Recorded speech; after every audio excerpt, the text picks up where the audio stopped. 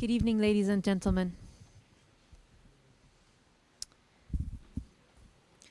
Welcome to tonight's meeting of the Committee of Adjustment. This meeting is to consider applications for minor variance and consent held under the authority of the Planning Act of Ontario. Please keep in mind that the intent of this process is to review the proposal that is before us, listen to the evidence, and then make a decision.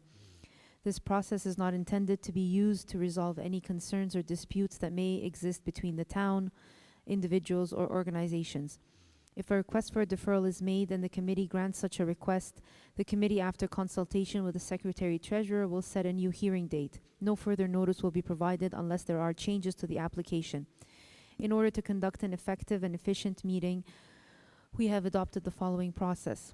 The owner or authorized agent will be given the opportunity, if so desired, to briefly explain to us the basis of the application and answer any questions that may arise out of the hearing.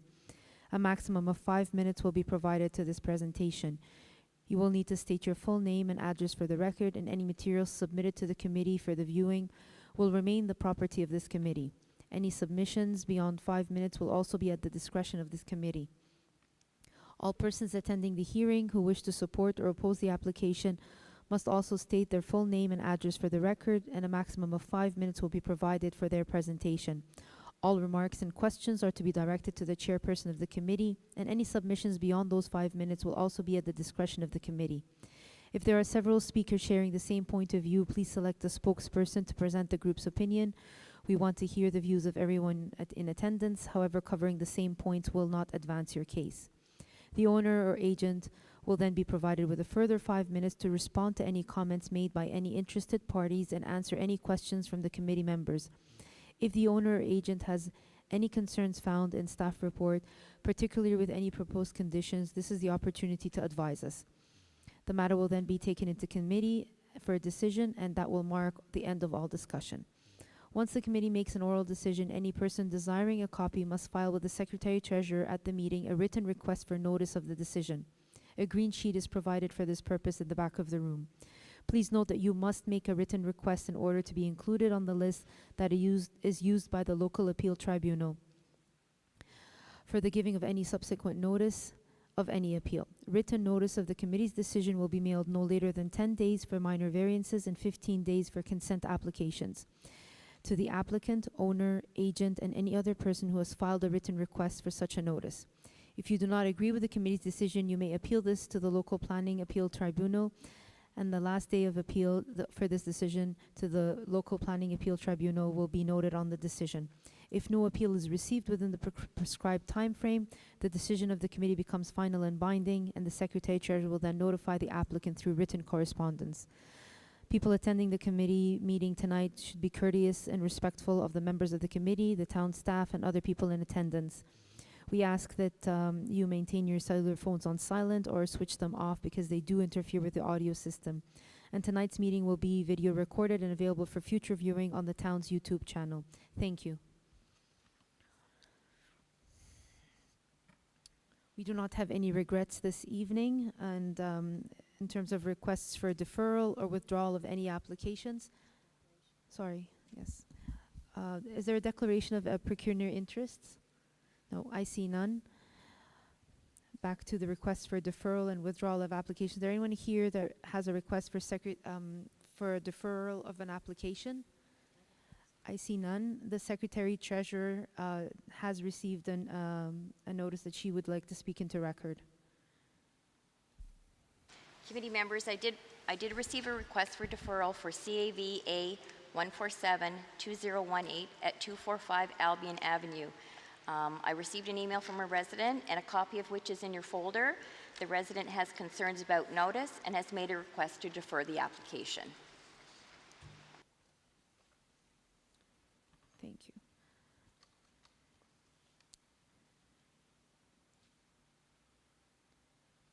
The applicant,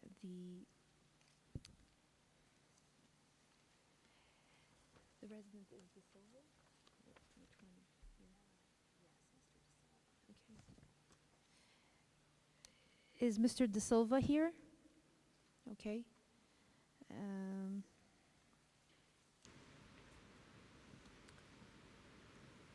Good evening. Do you want me Good just evening. to We'd speak? like to hear your request for a deferral, and then I'd like to hear the applicant's comments as well. Okay, and you only want me to speak to the deferral Yes, point? Correct. Okay. at this point in time. So I had an exchange with Ms. McCrae Yes, we're aware of your exchange, and we do have the emails regarding here. notice. So I think a fair reading of the Planning Act and the regulations under the Planning Act is that there has to be 10 days notice to affected parties, which includes all the neighboring properties of 245 Albion. The notice we received was on October 30th, which would have been 2 days before the planner report was due, and certainly 10 days before this meeting. You saw the exchange I had with Ms. McCrae, where she indicated that there was an orange sign posted on the property on October 26th, and I indicated to her that that does not meet the notice requirements. It cannot be expected that residents, and I would note you've got 5 letters from neighboring properties objecting to this. 3 of the 5 people who wrote you letters are very elderly people in their 80s who happen to come out tonight. To expect them to go on someone's property and read an orange sign in fairly small print and suggest that that's notice under the Planning Act is not correct. So notice has not been given under the 10-day requirement under the Planning Act. And as you can tell from the letters you've received from the 5 neighboring properties, everyone on the neighboring properties has concerns about this variance. And I would also add that this is not something that can be considered in 2 or 3 days or 4 days by residents. They have to consider the official plan, which I did before we wrote the letter, which is a 500-page document. They've got to look at the bylaws, which is a 700-page document. You have to have some knowledge or sophistication about what's going on. I've been practicing law for 32 years, and I've been a president of an Oakville Residents Association, COCA, for 5 years. So I have some knowledge about how this works. But to expect people who have lived in the neighborhood, some of them for decades, to be able to absorb all this, do all this, walk on a neighbor's property, read the orange notice sign, and then to suggest that that's compliance with the 10-day notice under the Planning Act is just not correct. So I think everyone who's written you a letter has said the same thing, which is to either deny this request or defer it so that people can deal with it properly and fairly with the appropriate notice and understand what changes are being proposed for the neighborhood. I don't have much to add other than what you've seen in the correspondence and what I've said today. It's just the notice is not adequate. Thank you. Okay, thank you for your submission, sir. Is the applicant for CEV 147 2018 at 245 Albion Avenue here? So there's a request before us for a deferral. Can you just advance so that we can speak to the request?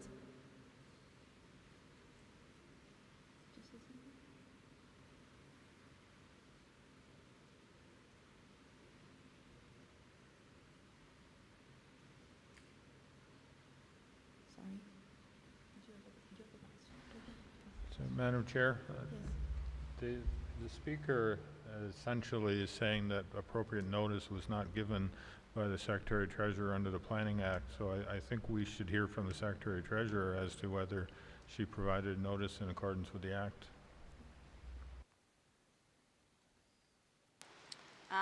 Just to confirm that notice was mailed from the town of Oakville on October 24th at 10:45 in the morning. That's the documentation I have. That would be well within the 10 days Planning Act requirement.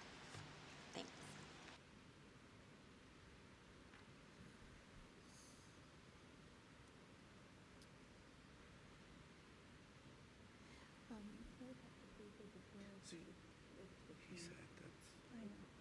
neighbors couldn't have enough time to do it. So the question is if that was done legally or not. If it was done within that legal time or not. So, Hi, good evening. Good evening. You are the applicant, correct? Yes, Jessica Lang. So there is a deferral request before us, and while we still have to have a discussion about this, but I'd like to hear from you what your thoughts about the situation. You've seen the letters. No, they haven't seen the letters. Okay.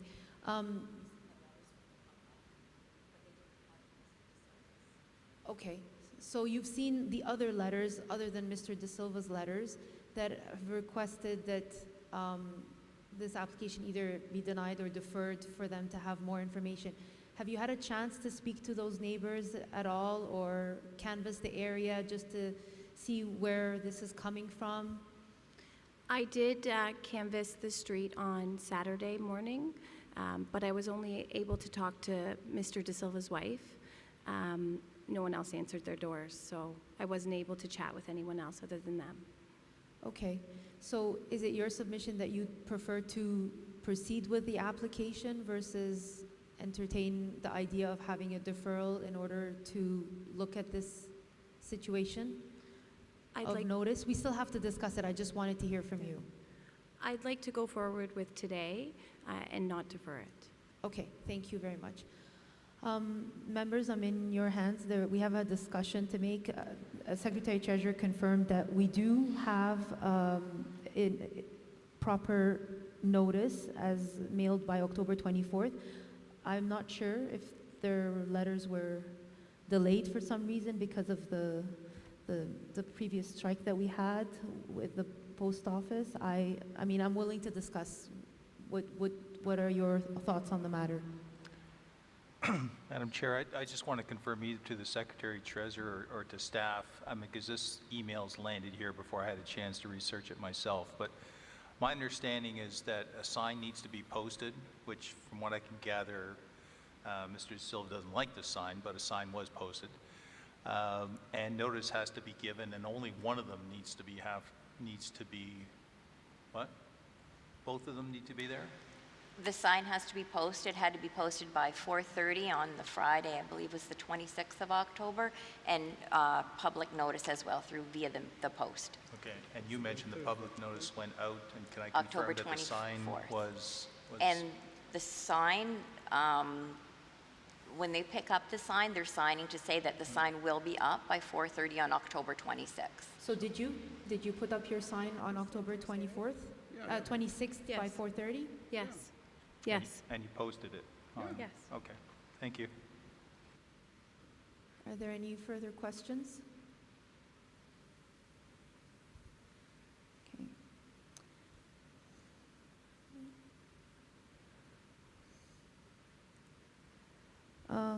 Okay, so we have to move a motion with respect to the request for a deferral.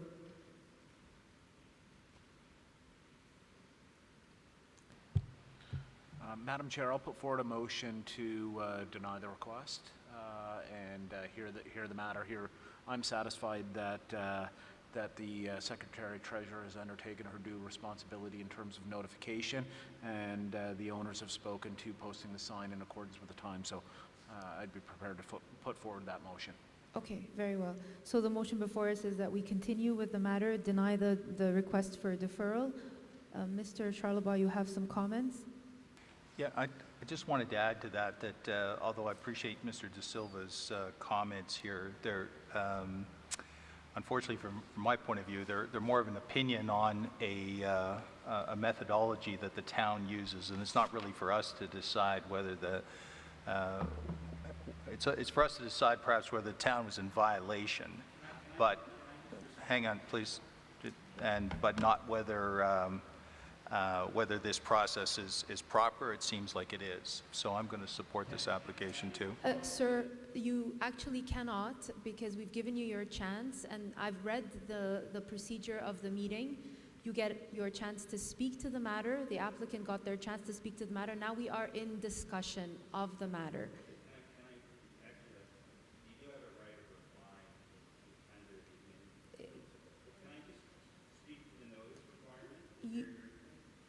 you cannot speak to the matter of the notice requirement anymore. We've heard your opinion, and now it's our. I'm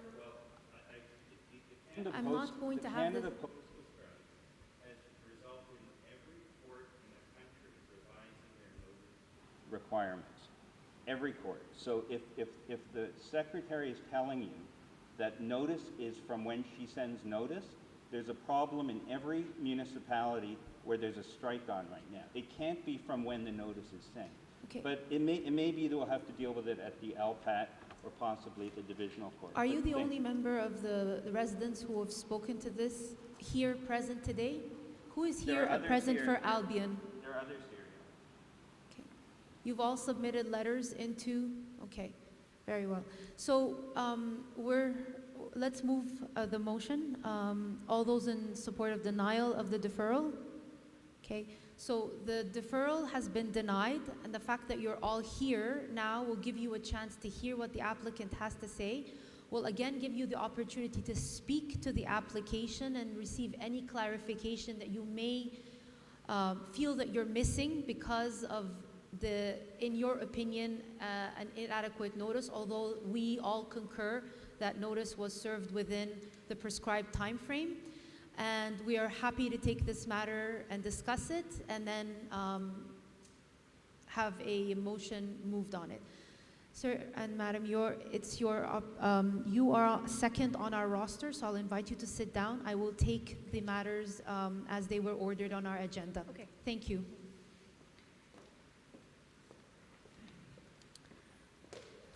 So the first item on our agenda this evening is CAV 145 of 1154 Summerlee Street.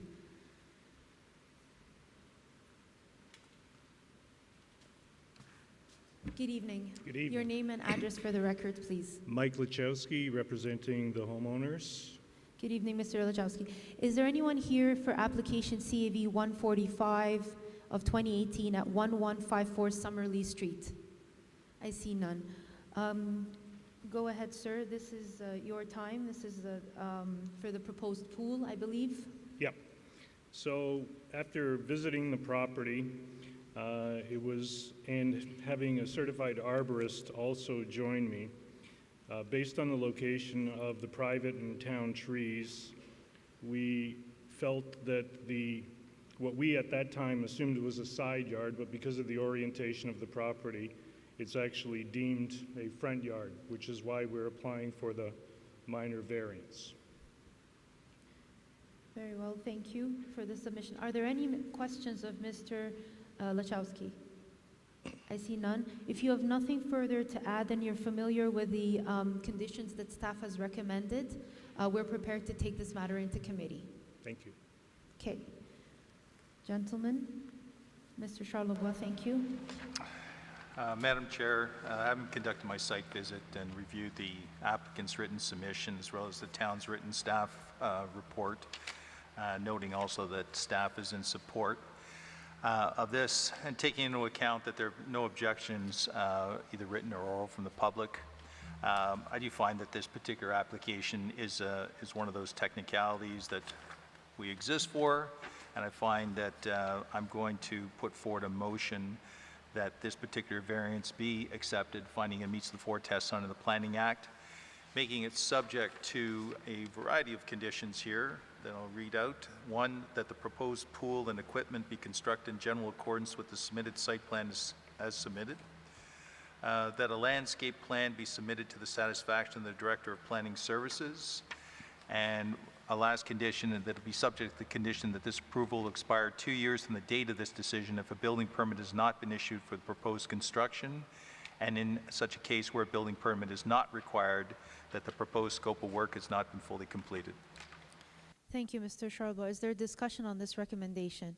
I see none. All those in support? Okay, the application has been approved. Thank you, sir. Yes.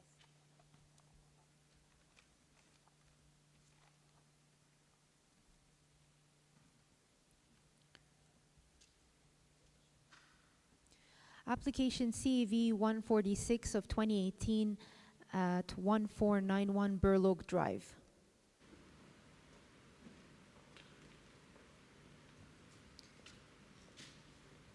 Good evening. Good evening. Your name and address for the record? My name is Andre Itzerda, and this is my wife, Charmaine. The Sorry, address, I didn't hear your last name. Itzerda Thank you. at 1491 Burloak Drive. Okay, good evening, Mr. Zerda. Is there anyone here for application CEV 146 at 1491 Burloak Drive? I see none.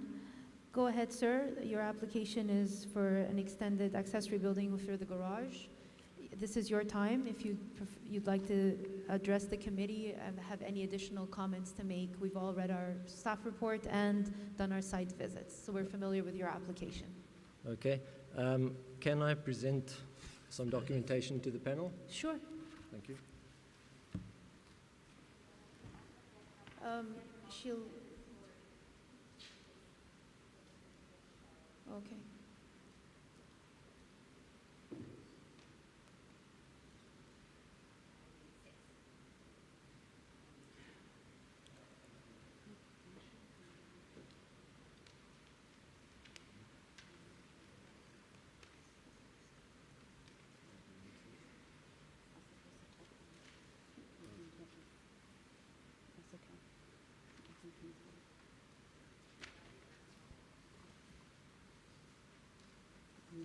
Thank you. Okay. So this is our second application for a If minor. you'd be kind enough to speak into the mic so Oh. we can hear you, I'd appreciate that. Thank you. This is the second application we're doing for minor variance. Last time it was approved. We got the plans drawn up by an architect. We paid for the permit. And when it came to the, actually the last for the region to look at it, we knew that we had to hook up to services, but when it came to signing a contract with the region, they said that the services wouldn't necessarily be brought to our property line. It could be anywhere. The clause was the owner acknowledges that a sanitary sewer extension may be required to service the lands and that the cost of such, along with all associated costs, will be the sole responsibility of the owner. And we contacted the region. They couldn't tell us how far that hookup would be. We hired a lawyer to speak to the region, and they also were told, and we've got documentation that we've attached to that as well. So in this application, we also would like to be sure that that clause is not there, because when we got a quote many years ago, it was $800,000 to hook up to the current sewerage closest to our home. So in this application, we were told on Friday, Brendan contacted us to say that the province is not happy with an accessory building, that we would have to link the house and the garage. So we have put in a solarium which has no services. The garage has no services. So that's why at this, we apologize that this only came in. We were notified only on Friday. And on Monday morning, we were there first thing in the morning to give those plans to the city, the town of Oakville, and they refused to take them and suggested we hand them in to yourselves this evening. So we apologize that the solarium was not on the original plans. You have, Oh, and the neighbors. you have those? Okay. Yeah. We've also been to both neighbors, and you see on the first page of the plan, the neighbors have no objection to the proposed plan. Very well. Yes, we see their signature here. Are there any questions of Mr. or Mrs. Itzera? Okay, Mr. Hardcastle has a question of staff. Go ahead. So perhaps staff can sort of clarify some of the comments that we've heard from the owners, as well as I note in the staff report that Halton Region is seeking a deferral on this application, and the province has made some commentary with respect to the Parkway Belt West, and maybe you can provide us with some clarification with respect to those comments and those matters that we've heard the owners speak to. Yeah, through Madam Chair to the committee, the comments from the province were received by staff early Friday morning after the planning comments had been finalized and signed off on. I reviewed them with the provincial staff and noted that in the regulations of the Minister's zoning order, the accessory structure that would be permitted didn't comply as proposed. The regulation notes that the maximum height of the accessory structure shall not exceed 12 feet, whereas I believe the proposed accessory structure is 14.4 feet. So granting the minor variance wouldn't be in compliance with the minister's zoning order. In order to take the accessory structure out of that category and add it to an addition or extension of a legal non-conforming structure being the main dwelling, the breezeway was proposed as a potential solution to avoid going through a minister's zoning order amendment application. Noting that, having further discussions with Halton Region staff, it sort of takes the application back to the proposal that was submitted in 2016, and the comments they had at that time in terms of potentially having to service the actual building itself. Thank you. Are there any further questions? So you've received comments from the province that have encouraged revisions to the plan to connect the accessory building to the dwelling, and that achieves compliance with provincial requirements, but then triggers Halton's concerns. And all we have on record here is a comment from Halton staff saying regional staff requesting deferral. So how does this factor into your conclusions that this conforms to the four tests? Yeah, well, again, through you, Madam Chair, to the committee, the staff report that was prepared was based on the proposal as submitted as an accessory structure. So sort of, I guess, piggybacking on the Halton Region's comments for deferral, the notice requirements would need to change, noting that the notice is sent out as an accessory structure and not under Section 45(2) of the Act as an enlargement of the existing dwelling. So to be clear here, if I can ask you on behalf of the Halton Region, it's actually the town that's requesting a deferral to do this properly? Well, through you, Madam Chair, to the committee, the Halton Region staff that I discussed the proposed modification with did recommend deferral of the application so that they could further review any potential comments that they would have in regards to servicing. And from a staff perspective, the revised submission hasn't been formally circulated to all the applicable commenting staff members that would normally comment on the accessory structure component of the application.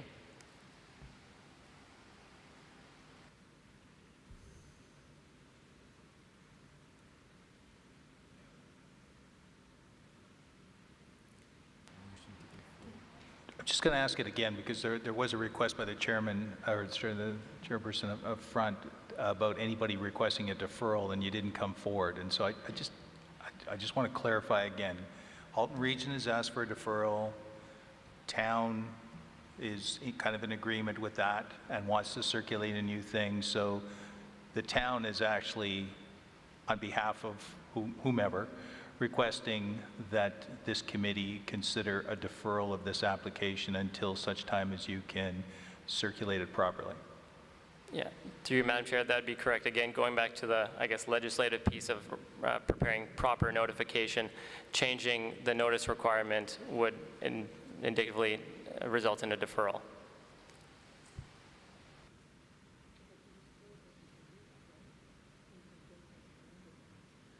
I just need a clarification. The applicant's submission is that they were told they can bring the new drawings to the meeting tonight and that they would be heard. So they did not request a deferral because they came to the meeting thinking that we will hear the application as it is and with the submission of town staff that they were in agreement with the application. So now that things are changing, for us to be able to say we want to defer this on their behalf, then we have to say that the town is going to assume the responsibility for the deferral and the cost. Because in all fairness, I can't say that they need to defer and have them pay for the deferral fee, right? Because then I'm enforcing it on them. But if you're saying that you're ready to move forward, they're ready to move forward, then we have to kind of have that discussion now. Do you see the bind that we're in? Yeah, again, through you, Madam Chair, my apologies, but in regards to the application that was circulated to various commenting staff members and the Halton Region as an agency, this revised submission that we've just received minutes ago has not been circulated. So a formal revision hasn't been assessed to this point. And in terms of meeting the 4 tests under the Act, that has not been completed yet. So.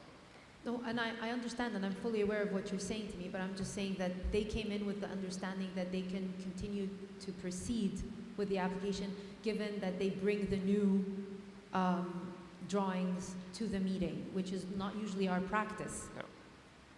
Yeah, through you, Madam Chair, we met with the applicant on Monday and did advise them that we couldn't support them submitting those revised drawings at that time on Monday, and ultimately they would have to proceed as the application was submitted. So.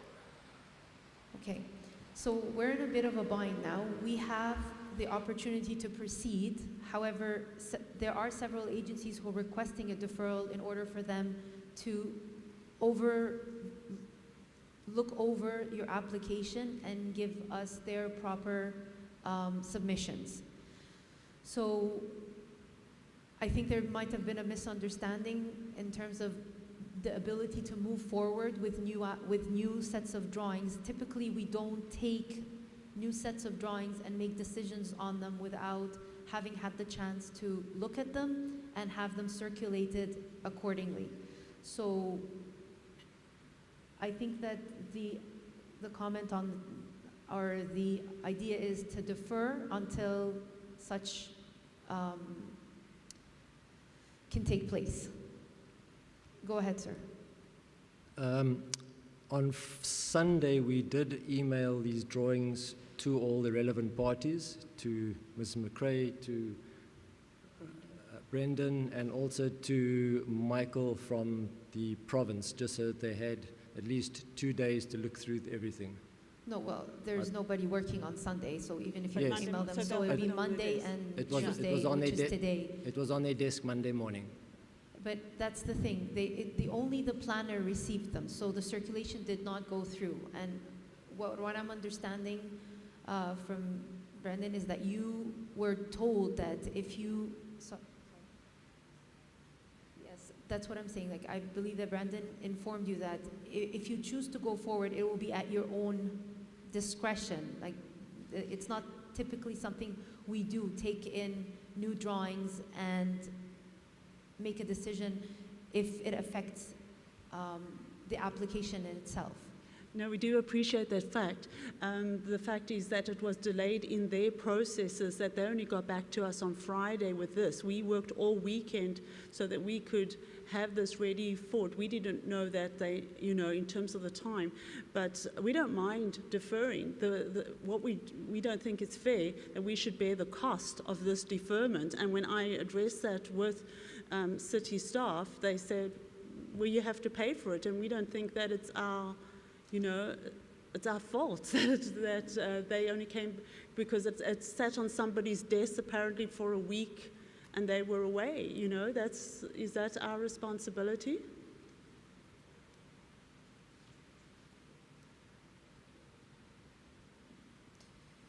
Is there a discussion on this? Does anyone have anything to add? Please, Mr. Talowski. Thank you, Madam Chair. I have to say I really feel for the applicant here. The province has sent them down a path which leads us no choice but to defer it, because the province suggested that you apply for an expansion to the building when you applied for an accessory garage. So we can't proceed tonight on that basis. But then the province's suggestion has run afoul of the region, because they're now saying you're adding floor space, so you need to hook up to sanitary, which, as I recall from when this was before us a number of years ago, it's nowhere near the property and would be prohibitive. And it sounds like what your solution here is to attach either move the garage abutting the house or attach them by a roof, which would make it an attached garage, but not put any walls, which doesn't add any floor space. Having said that, Madam Chair, I think this needs to go back. I do not believe we can proceed with this tonight or should, but I have to agree This is the province suggesting something that shouldn't have been suggested. The Halton region asking for deferral, now town staff asking for a deferral. The applicant should not bear the cost of this. So, Madam Chair, I'm going to move that this application be deferred, but that the applicant not be charged the deferral fee. Agreed. I second that, assessment. Is there any further discussion on this recommendation? Okay, so the motion is to defer and that the fees be waived for the applicant. All those in support? Okay, your application has been deferred. You will have to Thank see you. the Secretary Treasurer for the next available meeting and then move forward from there. Thank you. You're welcome. Thank you.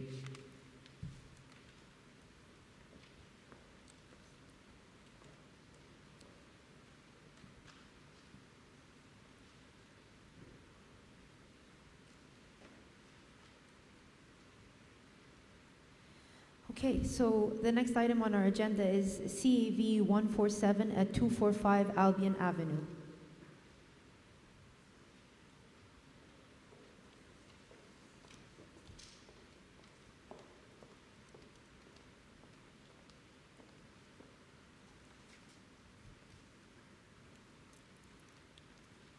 Ms. Lang, Hello. good evening.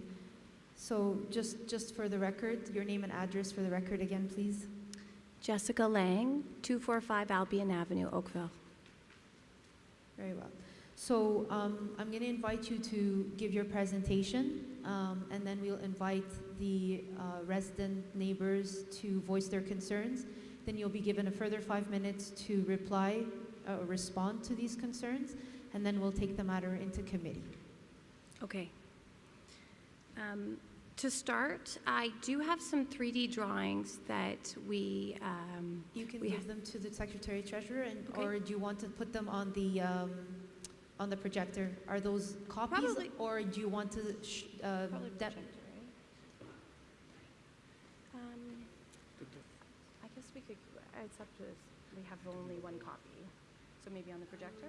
What about the drawing? Okay, well, you can just Oh, the show them 5 on the copies. projector, and then you can submit them for our evidence. Revision. I thought you Pardon me? said 3D, that's why I was... Yes. So I have them here, so I can put them on the projector so that everyone ahead, can see them, yes. to give them a better idea. Yeah.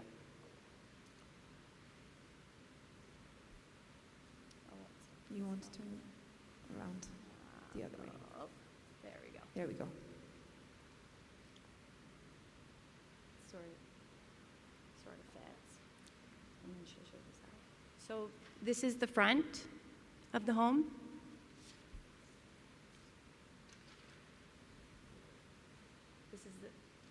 This is the side of the home.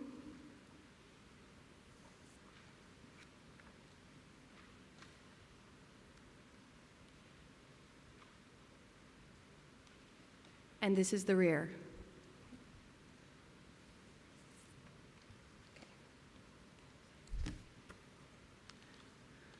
Okay, so to start, I wanted to, I spoke to Heather today and let her know that we are going to be taking off the 4th variance of height. We received a lot of concerns from the neighbors in regards to this, and we decided that we'd like to bring our height down to under 9 meters. We have the drawings, the revised drawings for this. Our architect has already done them, and we can offer them to you today if you'd like them. Sure. Do you have 5 copies? Okay, so, okay. So we'll give him, that's this.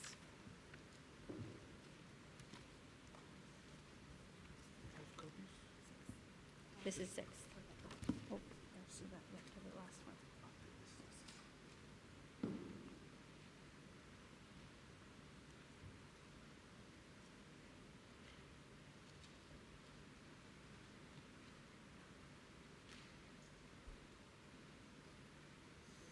That's fine. There's one more. Should I tell it? Heather, there's one more if you'd like it. Do you want one more? You're okay? Okay. Okay, so now we're...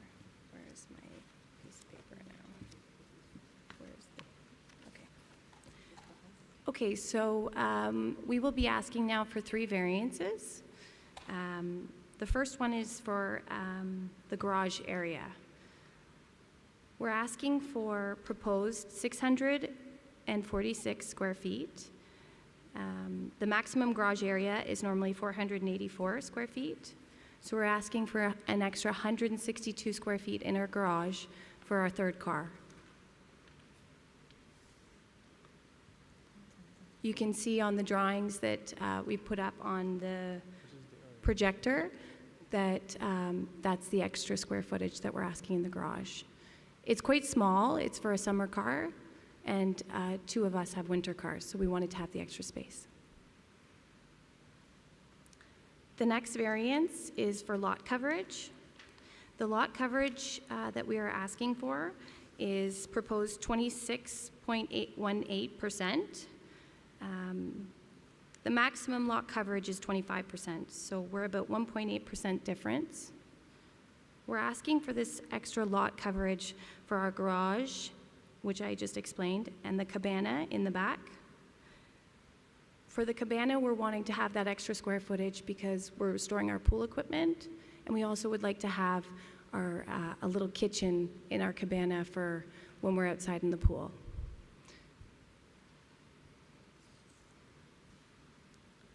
The 3rd variance we're asking for is square footage. We need this extra square footage for our big family.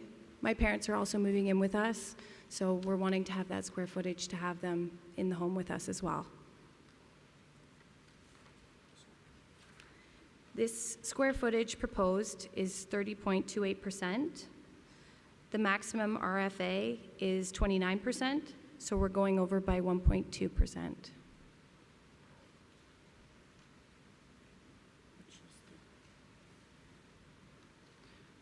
We're wanting this extra square footage for our family. That's all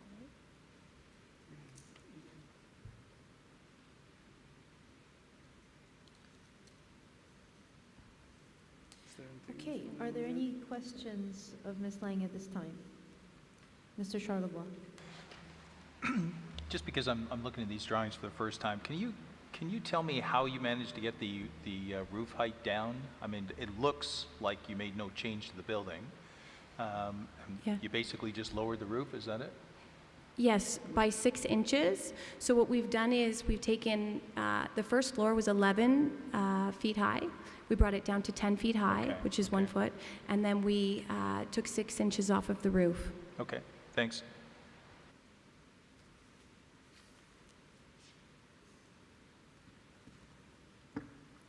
Any further questions?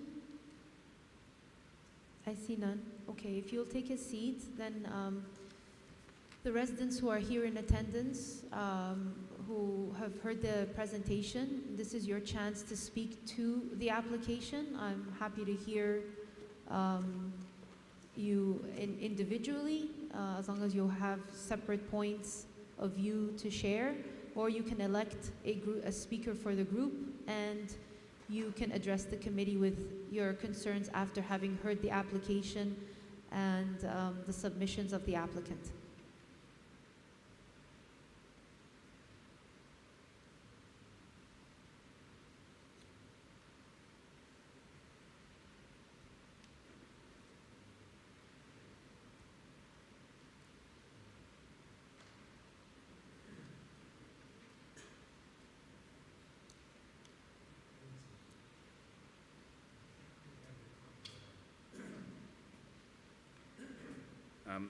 I think I've been asked to just speak on behalf of the people who've written the letters. I think this explains why notice is important in any administrative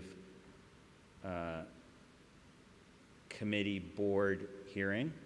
None of the people who wrote letters were told about that change in the height requirement, and one of the people who wrote letters is in Singapore.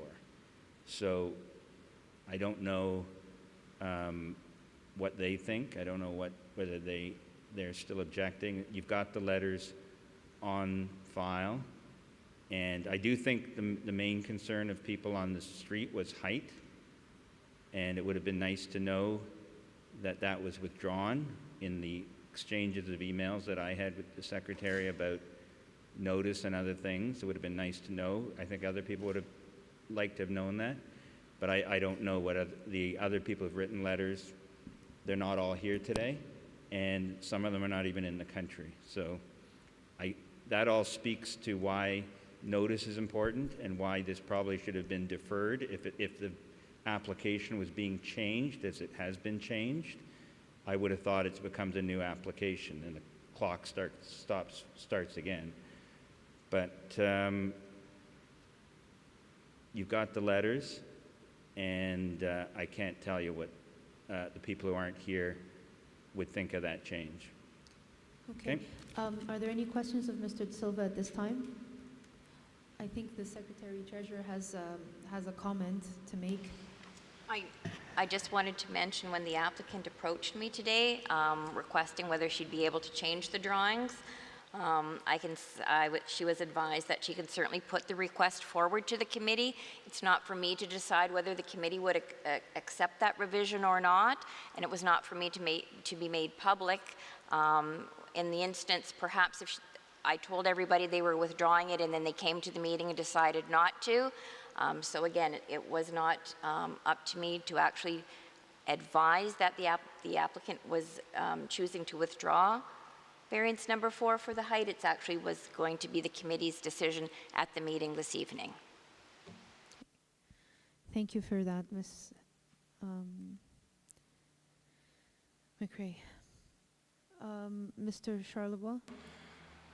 Mr. De Silva, could I just ask you a question again, just to clarify? Every applicant has a right to come in and eliminate a variance. It does throw us off, I have to admit, and there's a little bit of scrambling. In this particular case, it seems to be a more positive elimination as opposed to a negative elimination or whatever, a negative change. What I got very briefly from you was that since the roof line or the height of this building has been reduced, many of the, or basically all of your objections with respect to these, to this variance is now gone. Is that correct?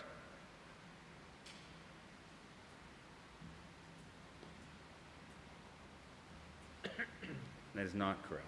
Okay. So what I said, I mean, this discussion about notice was really interesting, and you know, it's what I do in my day job.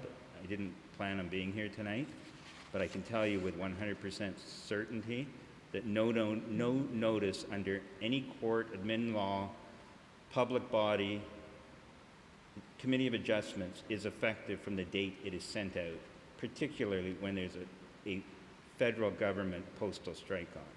So the Secretary's advice to you on that is dead wrong. So I didn't really want to go through this whole exercise, but I was nominated to speak on behalf of people on the street.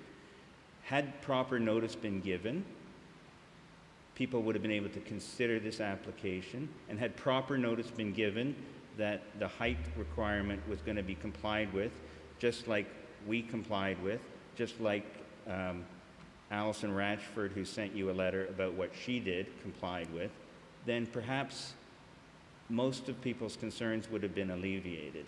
And there would have been notice of that, and there would have been time to look at it, and all this probably could have been avoided. So I can't speak on behalf of people who aren't here. I can speak on behalf of my wife and myself because I'm acting as her agent. I can tell you that the main concern we had looking across the property was height.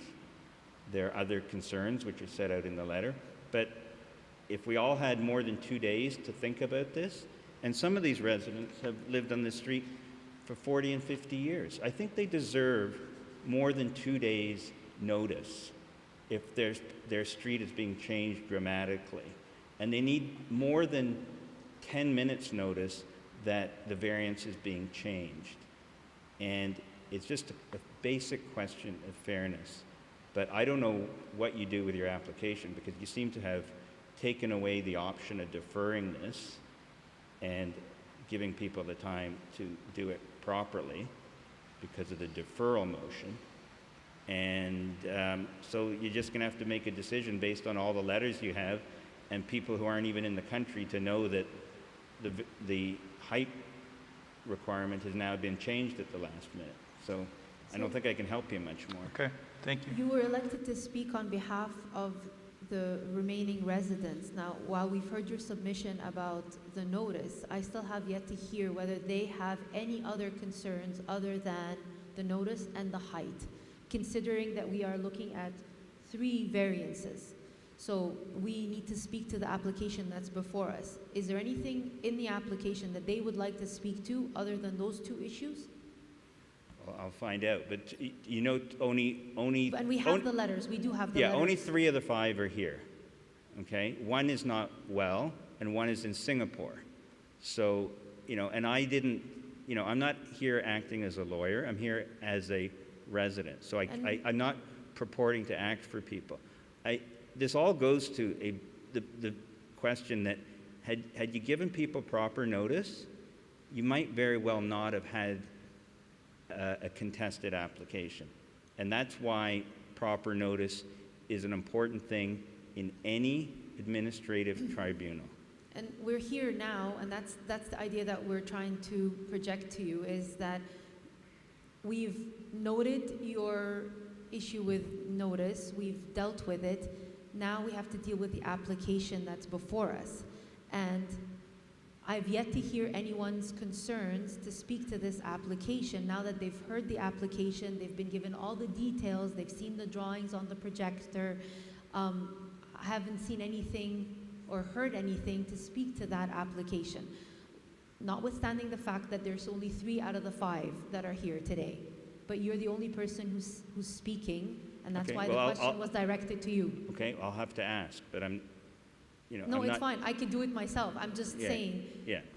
Is there anyone in the? I would say our concerns remain because we haven't had time to consider it. 2 days is not sufficient time.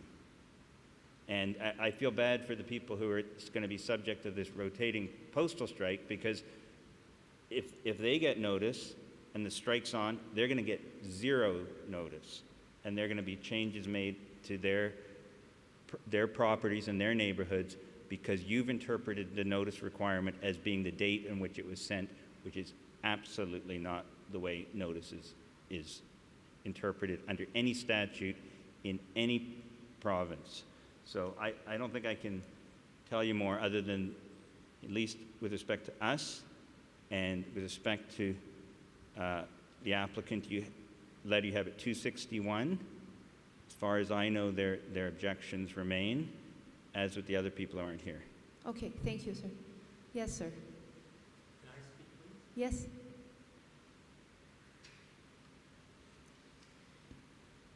Your name and address for the record, please. Yes, it's James Carfrey, 253 Albion Avenue, Oakville.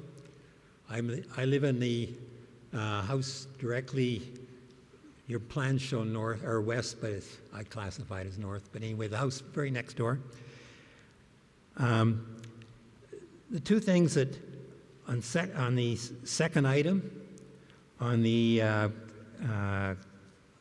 residential, the floor coverage, I know they classify, they say it goes from, where is it here now? It's just a slight increase, but it's a 4.4% on that one. The next one is a 7.8%. These bylaws were passed a number of years by a bunch of professionals, and they have determined these lot coverages and all that type of thing. I have no idea knowing how it will affect me directly. I mean, I can't visualize that on the lot, but the bylaws were passed by presumably experts, and they've put forward these various coverages that they think are appropriate. And this is, I classify as above it. But my main objection was the one that was withdrawn. The one that was withdrawn, the height. And these ones, I can't tell in my own mind, other than there was an expert or experts that sometime passed the bylaw or set the bylaw, and I have to respect their judgment. Thank you. Is there any questions of Mr. Orford at this time? No. Okay. Thank you for your submission, sir. Ms. Lang, it's your chance to respond to the comments made by your neighbors, if you so choose.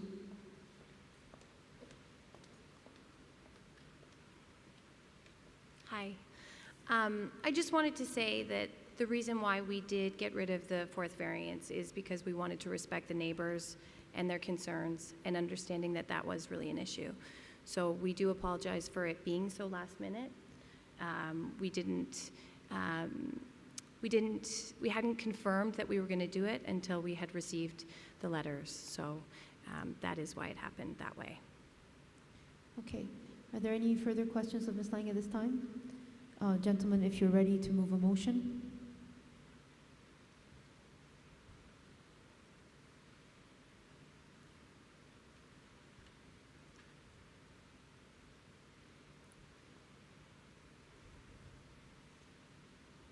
Mr. Talowski, thank you. Thank you, Madam Chair.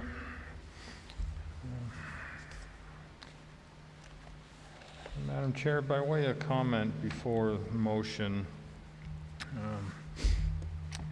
the street in question has quite a number of rebuilds on it already, and the thing that I took from my site visit was that every single one of those recent houses is a little different than the other one.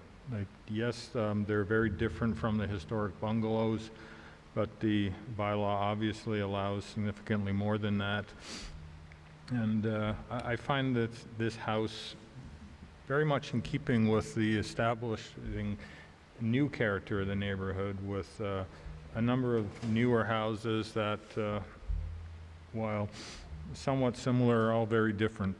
And I find that this house fits that emerging character on this street.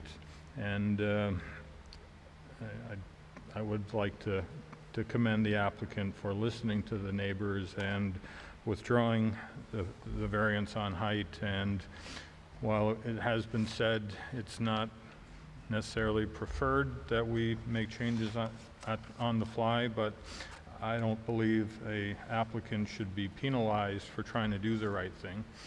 And by removing the variance, it is perfectly acceptable. Had they gone to increase the variance, that'd be a different story. As well, Madam Chair, the variances being requested, the garage's internal and a situation for the third car, the gross floor area equals just approximately 200 square feet of additional floor space, and the coverage of about 300 square feet, Madam Chair, is primarily a result of the cabana, and about a third of that being the garage. Madam Chair, while we have several letters of objection and speakers tonight, nobody spoke to the variances that are in front of us. In both written and oral, we've had objections to the process that this committee has to follow. We've had suggestions, numerous suggestions in the letters that you should just maintain the bylaw, but nobody has spoken to what the impact of the variances are. So, Madam Chair, I'm not swayed by the letters of objection before the committee because they frankly speak to the process, not the variances in front of us. So, Madam Chair, I'm going to move that this application be approved. I find that it does meet the tests of the Planning Act, and I would make that subject to, and this is going to be a little different than what was in the staff report because of the change in the drawings, but I also note that the drawings submitted with the application, Madam Chair, are not all dated September 17th. They have various dates, so I'm going to make that recommendation subject to the proposed dwelling and cabana be constructed in general accordance with the site plan and floor plans submitted with the application and the elevations dated November 1st that were submitted to the committee tonight. And I'd also make that conditional, that building permit issue within 2 years.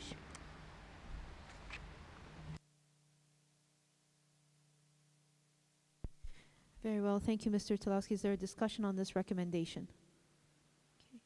Mr. Charlebois? I'd just like to add a little bit to what Mr. Tulowski said. I mean, constantly faced here as a committee member with objections with respect to the municipal bylaws, and I think sometimes it's the word law that gets us thrown off here. But the premise usually is in these arguments that the bylaws were designed to be strict in their application. The very fact that a committee of adjustment exists up here, the very fact that council appoints something like this is in fact contrary to that.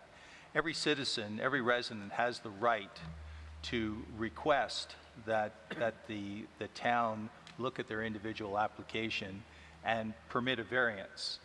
When they do that, of course, they come under a lot of scrutiny. If they stick within the bylaw, they have lots and lots of flexibility as to what they can do, but if they're going to try and exceed the bylaw, then they have to go through this increased scrutiny. So the truth of the matter is that an argument that says it's violating the bylaw is not an argument that I can consider, because yes, it is, and that's why I'm here, is to consider applications that exceed the bylaw. And so on top of that, I have to agree that, you know, from what I could read from all this stuff, the first variance with respect to the garage, there didn't seem to be any objections. The rest of the variances seem to deal with the how the building was presented to the street and the size, but I do feel that was sort of addressed here tonight. So I'm going to support this particular application also.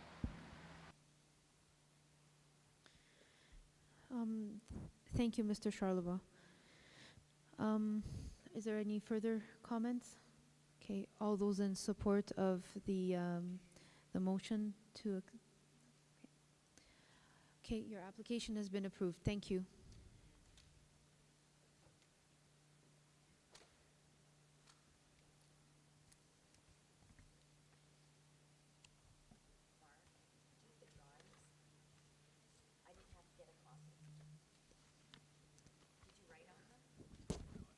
There. Oh, sorry, Sherry found hers. Thank you. You didn't write on her. No, no. Okay. The last application on the agenda tonight is CAV 148 at 485 Kerr Street.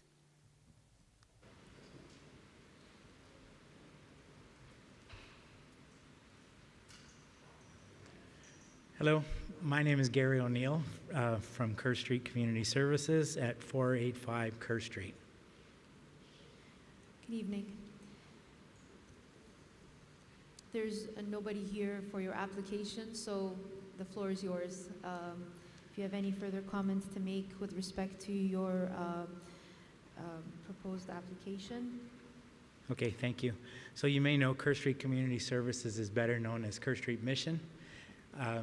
Since 1996, we've operated some sort of food bank or food market, and since 2010 at our present site. Over the last number of years, we've seen a significant increase in the number of people needing the use of the food bank, so we've increased the number of days. The other thing is in 2013, we didn't start to address it until 2 years ago. We came to the realization that our effort to care for families required more than just giving them any food. It required giving them healthy food. The region has started initiatives around their community safety and well-being and increased their funding to say we need to provide nutritionally adequate food and providing incentive to do that. We have really struggled because a number of initiatives have opened up the opportunity to receive more nutritionally adequate food, but we don't have the capacity to receive it properly and refrigerate it or freeze it properly, which creates health risks. So we've identified a number of options. The best option we could find is a portable unit that would sit in our parking lot, meaning the loss of one space. So I'm here to request that we get approval to eliminate one parking space for the use of this refrigerated unit. Thank you, Mr. O'Neill. Is there any questions at this time? Mr. Charlebois? This freezer, can you sort of describe it to me? I mean, it sounds like it's a portable type freezer that's, is that correct? It is, yes, it is. Yeah. So you basically push it in and then make the connections and how long will the freezer, the life of a freezer like this is what? That's a very good question. And I'm not 100% sure, so I don't want to answer incorrectly. Yeah. Okay. Yeah. Our understanding when we did the research was, similar to the portable shipping containers, that it would be very similar when it's sealed. Mm-hmm. So we expect the life to be quite long.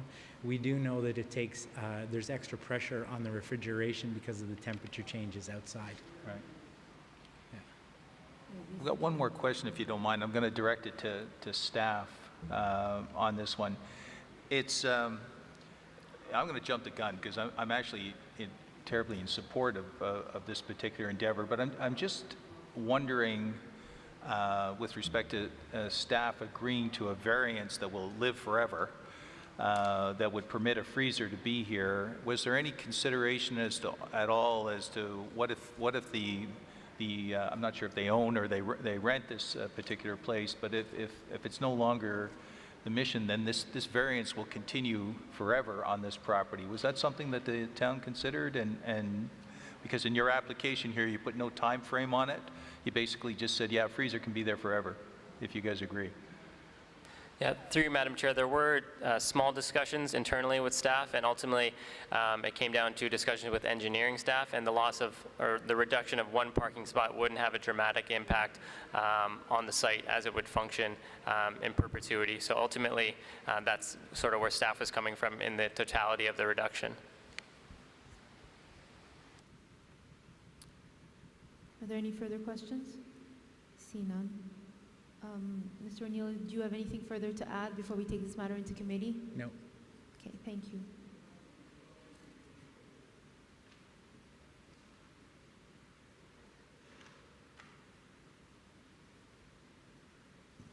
I'm not an expert on these things, but I'm just curious.